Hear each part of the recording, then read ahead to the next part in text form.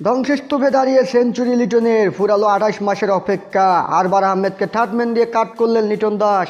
সীমানা দড়িয়ে স্পষ্ট করতেই হেলমেটটা খুললেন লিটন। রাওয়ালপিন্ডি স্টেডিয়ামে ডাগআউট থেকে মুহুর্মুহু হাততালি দিতে থাকেন তার সতীর্থরা। উপলক্ষটা যে লিটনের চতুর্থ সেঞ্চুরির।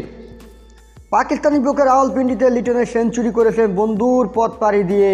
ব্যাটিং করতে নেমেছেন দলের বিপদের মুহূর্তে, নিজেও ছক্কা মারতে গিয়ে লুটিয়ে পড়েছেন বহুবার, তবুও দমে যাননি। ধৈর্যের পরিচয় দিয়ে করলেন সেঞ্চুরি। 28 মাস পর ক্রিকেটে 3 অঙ্ক ছুঁয়েছেন। সর্বশেষ সেঞ্চুরি পেয়েছিলেন মিরপুরে 2022 সালের মে মাসে। শ্রীলঙ্কার বিপক্ষে এসেছিল লিটনের সেই সেঞ্চুরি। প্রথম ইনিংসে বিনা উইকেটে 10 রানে আজ তৃতীয় দিনে খেলা শুরু করে বাংলাদেশ। মুড়মুড়কির মতো উইকেট হারাতে থাকা বাংলাদেশের স্কোর হয়ে যায় 10 ওভারে 5 উইকেটে 26 রান।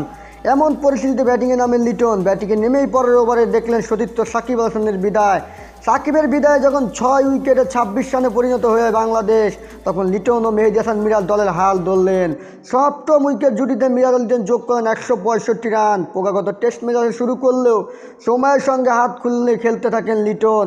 বেশি আক্রমণাত্মক খেলতে গিয়ে বিপদও ডেকে আনেন তিনি। 50তম ওভারের পঞ্চম বলে খুররম শেরজাদকে পুল করতে গিয়ে স্কোয়ার লেগ দিয়ে ছক্কা মারেন লিটন। ছক্কা মারতে গিয়েই মাংসপেশিতে টান খেয়ে লুটিয়ে পড়েন। এবারে ফিজিও সেবা নিয়ে আবারও ব্যাটিংয়ে নামেন তিনি। মিরাজকে ফিরিয়ে 165 রানের ঝুঁটি ভাঙেন খুররম। সেঞ্চুরির আগেই অবশ্য থামতে পারতেন লিটনের ইনিংস। 61তম ওভারে তৃতীয় বলে আরবার আহমেদের মাথার উপর দিয়ে শট খেলেন লিটন।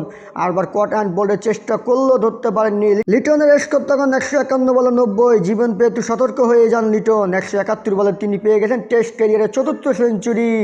শেষ পর্যন্ত 137 রানে আউট হলেও বাংলাদেশের প্রথম ইনিংসের ভিত করে দিয়েছেন এই উইকেট কিপার ব্যাটসম্যান।